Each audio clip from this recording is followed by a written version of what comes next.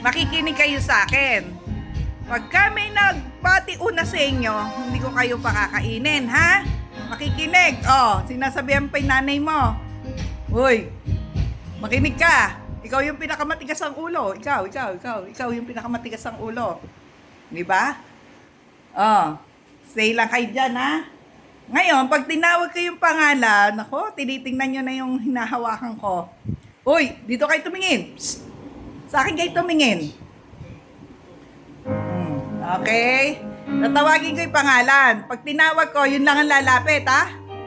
O tawagin ko yung pinakamatigas ang ulo. Pindi. Halika rito, Pindi. Halika na, Pindi. Oh, Pindi. Ayan, very good. Sabi ko, stay lang. O, doon ka na, Pindi. Doon ka na. Sila naman. Doon ka na. O, kasi. O, sige. Doon na. Doon na. Doon na kayo.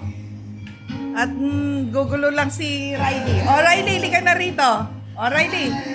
Ako, ito talaga yung pinakamabait dito nakikipagkagulo sa kanila eh. Halika na, Riley, o. Yan, very good.